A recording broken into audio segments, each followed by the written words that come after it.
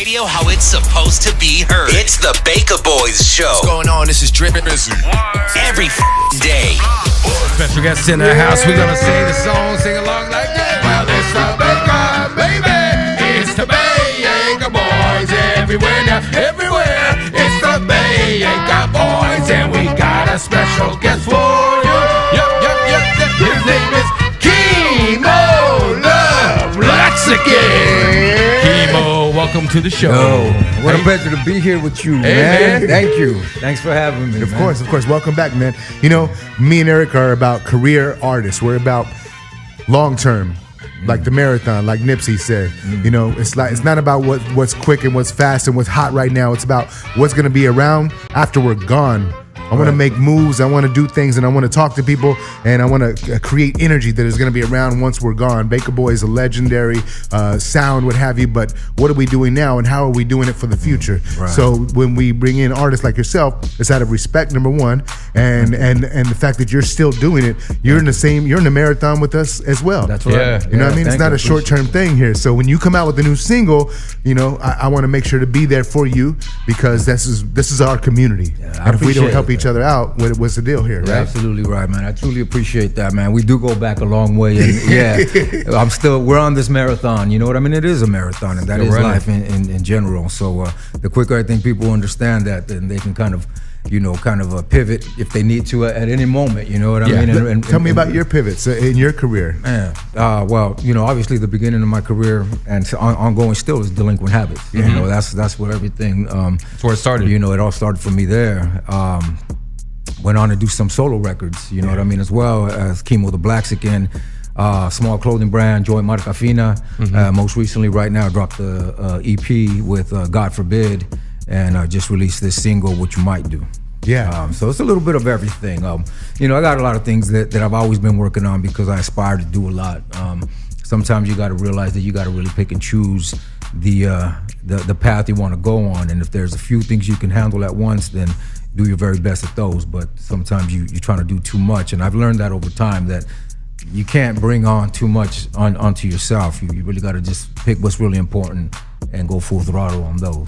With music changing so much, with, you know, the online capabilities, you know, the SoundClouds, the YouTubes, the Vimeo, the video aspect of everything now, how do you continue keeping the fire going for an artist? Because it's definitely a different time now. Everything's changed now with all the digital aspects that are out there, and you know, all the rappers that are out there that say they're rappers, but they don't really rap on beat, but they're doing numbers, and it's all a numbers game. So how do you continue the fire knowing with the changing industry? Yeah, well, I think the fire always remains on the creative level. I don't think that ever changes. I don't think there's ever any need to do away with that. Yeah. But the constant learning, you know what I mean? You got to never stop learning. And so we're from that era where MP3s came in and really began to change everything for us. And a lot of us took even a financial hit when that kicked in. Yeah. And so we sat back learning, watching, and just seeing how even the record labels were trying to figure out how to make money once again, you know what I mean, and artists as well. So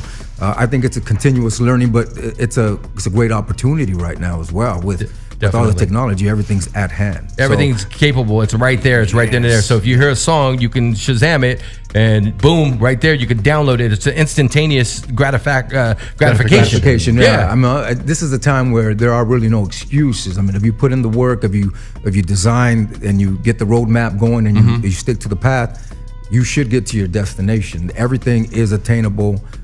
We can pretty much do everything that a major label can do. We just don't have the same dollar amount, but they beat us in marketing and whatnot. But you have all the tools at hand. You have all the tools. So I continue trying to learn and do my best in that area to see if, get my music out. Of the new artists out right now, who can you pinpoint that you really like as an artist, as a whole picture, as, you know, not only with his music, but his lyrical content and his whole game in this digital world? Because now we're living in a digital world. Went from physical to digital. And who are you feeling right now? Yeah, I mean, I'm always going to go back to lyrics and content. Yeah. And that's first and foremost for me. You know, if I'm speaking on an underground level, I like Afro a lot. I like, young kid, Afro kid, the young kid. Yeah, he's like 18, 19 now. Yeah, super dope. Yeah, and we don't hear him. it's like, you know, he stepped on the scene as a young dude, but he came in with the spit and the knowledge of an old dude, and also the ability to his projection is very large or larger than life. It is larger than life, man. He's got that voice, you like know, Chub Rock. He's got a voice like Chub Rock. Exactly. Right. It's a trip. It's truly authentic though, and I got turned on to him by a buddy of mine, DJ. He's always introducing me to the latest greatest artist who's doing what. That's cool. But he's a DJ. He's a true hip hop DJ that's very knowledgeable in music. So he's only going to slide me material that's worthy of listening to. So I always pay attention, and he slid that over with me, and I was immediately impressed. Then I started checking out more of his music and interviews and whatnot, and that's why I started to find out that he's truly just. I mean, he can't sometimes even talk about new artists because he don't really know, he don't really pay attention to that. Right. He's just stuck in his own lane. The old school approach to this game, and I appreciate that. So he's one that I admire a lot. Of course, you know, Kendrick Lamar, you know, I like what he's doing. You know, everybody knows who he is, but I really appreciated the way he came with it, his content. You know what I mean? Did you ever get a chance to meet Nipsey? No. Wow. I never had a chance to meet him.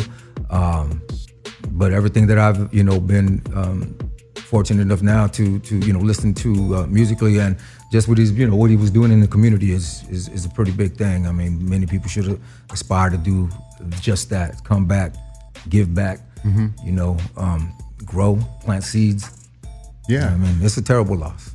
Definitely. For the whole community, I would say. Let me talk to you. Let me ask you about your name, KEMO the Blaxican. I'm sure we might have had this conversation in the past, but there's not a lot of folks out there, you know, displaying, you know, proudly, you know, who you are. And I've heard the term Blaxican before, but for those who have not, don't understand it, please indulge us. Yeah. So simply put, I'm African American and Mexican American. Yeah. You know what I mean? Chicano.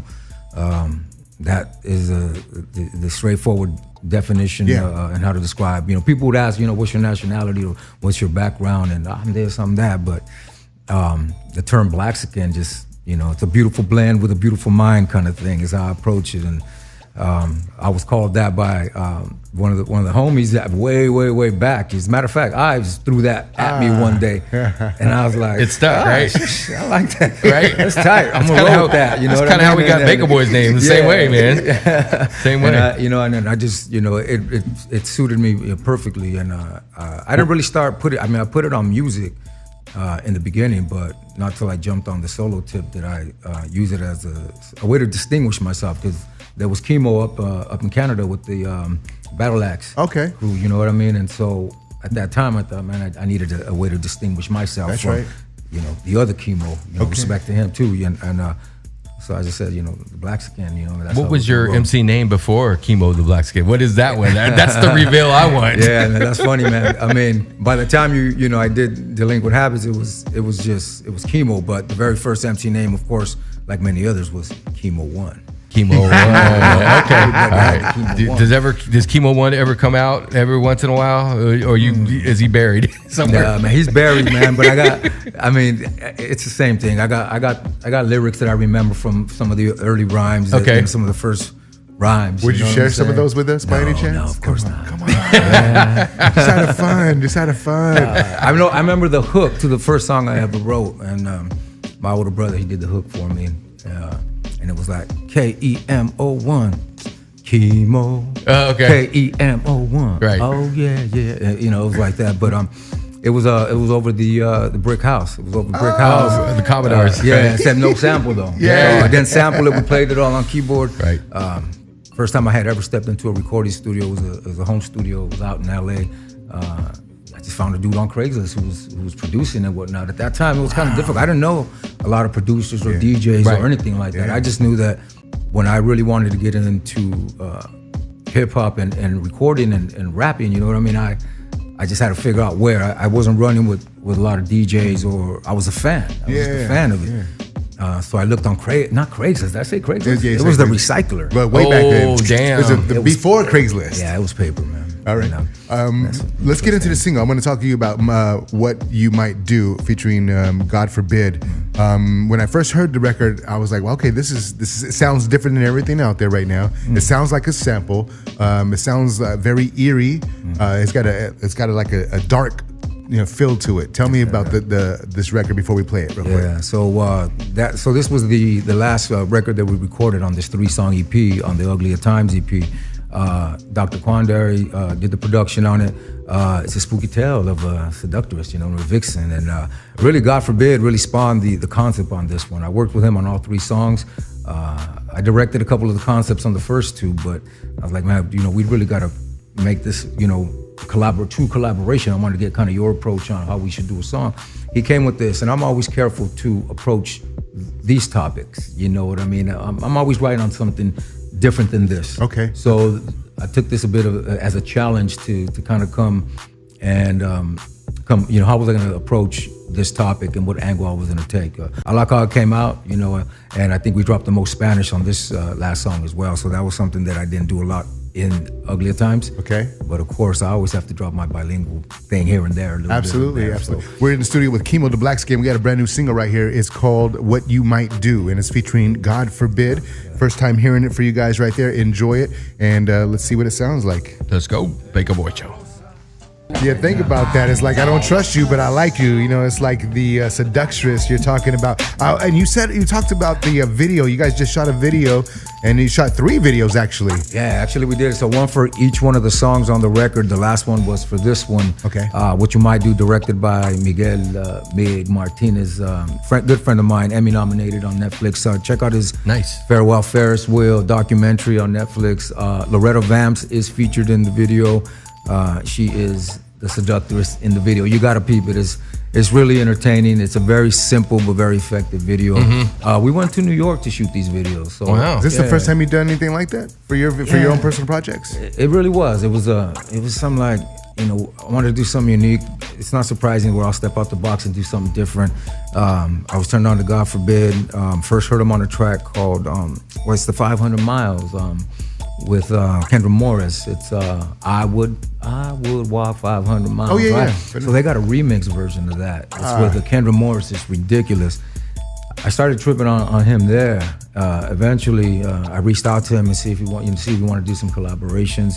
Isn't it cool? Like, you could reach out to somebody directly, whether it's on Instagram or Twitter. I don't know how you reached out to him, but people really respond sometimes, and you might get some work done. Yeah, that's actually how I did it, man. Right. I just reached out through social media. I had become a fan of his. And I just knocked on the social media door, and he responded, and we got to work. We did the 3 songs. And I didn't want to record in my own backyard again, so I flew out to New York. Different vibe, different energy. Yeah, I wanted a whole different backdrop. So we shot all 3 videos up in New York. Mig took a train down. This is on a day's notice, by the way. Right. So he's like, let's go. He's like, we're going to go. Yeah, so we recorded all of them out there. And we got all 3 videos. So, but like I said, what you might do, if you can, it's on YouTube. Keep it out. KEMO the Blaxican TV, you can check it out there. But it's a very entertaining video as well. Benzilla661 says, thank you, Blaxican. Thank you for not being a cookie cutter rapper. Thank you for being original and bringing your old school flavor to the new school crowd of a few different looks, and it's all good. So they just want to thank you for that. So that is Benzilla661. Thanks for the comment, Ben. Thank you. It's 46 past the hour. You are tuned into the Baka Boyz. We have KEMO the Blaxican. We have another song that you wanted to get into, right? You know what? Yeah, actually, I did bring that. This is a song called Breathe. And just, we were talking about Nipsey and that great loss. And, this is a song that was very personal to me when I wrote it. This is a song that I wrote, I think, back in 2010. What's it about? I had just lost my father. And I woke up one morning. I don't usually wake up. I have a studio at home. Yeah. A lot of people say you got a studio, you roll out of bed and bam, you get to create. That didn't never happen for me, really. Yeah. Until that song. Okay. And I think it hit, pretty hard. I didn't grow up with my dad, too close, so losing him was a big deal. Soon after I wrote that song, not long after that, I was struck with throat cancer. So the song took on a whole different perspective, like a different meaning to me even then. And it's called Breathe. It's just that I think we all need to just breathe, man, slow down a bit, man. There's a lot of negative frequencies out there right now, and just thinking about what happened. It's dedication, I guess. Okay, let's play this. Yeah. We got KEMO the Blaxican in the studio with the Baka Boyz. It's an honor to have this man in here. We've known him for a long time, since the 90s, man, and he's still doing it. We still doing it. So let's do it together, right? 47 past the hour. It's the Baka Boyz. This one's called Breathe. Enjoy. You are tuned in to the #1 morning show here at Dash Radio. And it's a pleasure and an honor to have this man still here with us. We have KEMO the Blaxican. That's just another record. That's not just another record. That's a record that it can mean so much to so many different people. You said you wrote it and you were inspired after your father passed. And some of those lyrics that you said in the song about being here, being able to teach your kids and your daughter and your son. That's right. People, it takes a loss for people to really respect life. Unfortunately. Yeah, it always is. That's a reality check for everybody. Every time something bad happens, it really puts you into your place. Like the things that we all chase every day on a daily basis, whether it's money, cars, people, women, or whoever it is, or whatever it is, it really puts things into perspective for you very quickly. You know what I mean? Life is not promised. Yeah, no, absolutely, man. We're very fortunate to wake up every morning. We are blessed, and we have to approach life that way. And you also said something in there as well in regards to breaking the stereotypes of how we rap on the mic. Mm-hmm. What did you mean by that line? What I meant is that, there is a stereotype sometimes that comes with just being a Latino from Los Angeles, or just being a black man from LA, or just because you rap. You're going to be of a certain, a certain type. You're going to character. Yeah, exactly. Yeah. So I just mean that, there's diversity in this world, and we're all very diverse, mm-hmm. and MCing and rapping is very much that way as well. It's like martial arts. There's so many different styles. Yeah, there's so much diversity, and I've always felt that all of it is equally as important. It's all equally lethal, can be. Yeah. And so I don't think there should be just a square, a box that we're put into. And, I just don't believe in stereotypes. I'm not one who can put an umbrella over one group of people and say, bam, you're this because you're that. Correct. Because you're white, you're racist. That's because right. You're black, you're this. Because you're Mexican, you're this. Absolutely, exactly. And if you're, Democrat, Republican, or whatever, that none of that really matters to me. It's a right and wrong thing. It's a moral thing for me. Yeah, everybody knows the difference between right and wrong. Sure. Everybody really does. They have a moral compass, and some people have less of one than other people. But yeah, you're right. Now you also said somebody played harmonica on this. There was a noticeable harmonica on this song. Can you tell them who played on that? Yeah, so that's Tetsuya Nakamura. He goes by Tex. You all may know him. He played for War for about 9 years. Damn. You might have seen him live, but I've been fortunate to work with him on about 3 songs on some of my solo projects, and he really laid down the harmonica on that. That's actually a remix to the original Breathe from Not So Rich and Famous album, but I did this one for the David Lynch Foundation. We were getting into it was another good cause, you know what I mean? They really liked the original song, but we did this remix as a unique project. Awesome. Yeah, man. But like I said, it had me thinking a lot. And this song, and anytime when there's tragedies that happen, I get to just really thinking about how we need to live, and we need to live right. We need to live peaceful. Yeah, definitely. Now you got something going on April 13th. What's happening there? April 13th, the Ventura Theater. That's the Latin Lockdown. You may have seen some flyers going around. That's going to be a stellar lineup. You got OG Kid Frost going to be on that. Nice. You got Delinquent Habits. Of course, we're going to be there representing, doing our thing. You got Big Gemini. You got Shadow. Dang, man, you got like crazy. You got Miss Crazy, Conejo. It's a bunch of MCs, heavyweights that you all heard of before, but you may not have seen them all on one stage there in a minute. Are you the promoter, or do you know the promoter? The promoter is Dome Sit, and that's Mr. Little One. Okay, Little Uno. He's the mastermind behind this. Okay, and this isn't the only one that's happening. So April 13th. In Ventura is going to be the first one. There's another one going down in Orange County. That's Original Mike's. I think that's where that's going down. I want to say that's May. I want to say it's the 18th, but don't quote me on that. Just check the information. And we're also doing one in Washington up in Yakima. That's right. So we got a few of those coming up, and so it's great to be rocking right here in LA or in Southern California. We cross the pond a lot. Yeah. So whenever we get to rock right here, it's always a whole lot of fun, So people want to get in touch with you. How can they find you? What's all your social medias? Yeah, so a lot of KEMO the Blaxican, whatever, right? So definitely on Instagram, I'm pretty active on that. KEMO the Blaxican. You got the Facebook. There's a KEMO the Blaxican there. Not too much happening on Twitter, but also delinquenthabits.com is where you can check everything Delinquent Habits. Big shout out to Ives and DJ Invincible. I'm sure they're probably up already. They're up. Yeah. We got work to do coming up here real quick. But yeah, so the social medias, that's where you can find us. Big shout out to DJam as well and the Joint Marca Fina clothing brand. We got a guy in the studio. He would like to do a collab with you. He goes by the name of Nacho Mask. Would you work with him by any chance? He's right here. He's right here. Oh, man. He's been sitting right there in front of you all this whole time. He's been sitting there trying to see if you would notice him. Hey, look at me, Nacho Mask. So Nacho Mask, he's got his back turned to me and everything the whole time. He telepathically tells me these things. Is that right? So yeah, I just read into it. It's like, I'll ask him, bro. Stop asking me to ask him. Well, yeah, I mean, I gotta check out his style. See what he's talking about. I mean, I'm a Lucha Libre fan for sure. Right. Well, he does raps at a frequency only dogs can hear. You mind with that? Like it's high pitched. It's like you can only hear it. I got a dog, and I can sometimes hear what he hears only. Okay. So perhaps is he going to do something for us now? Not right now. No, he said you first. He said if you do something first. Mira, Nacho, yo vine aquí por tres cosas solamente. Vine a hablar del nuevo disco que se llama What You Might Do con God Forbid y de Delinquent Habits y de mi ropa también. Y un día de estos tal vez podemos hacer un trabajo, bro. Pero Eric, primero tengo que escuchar lo que estás rapeando. What did he say? What did he say to that? He said, "I don't understand Spanish." Wait, is it Nacho Libre or is it? It's Nacho Mask. That's what we call it. He's got his own web. He's got his own Instagram, bro.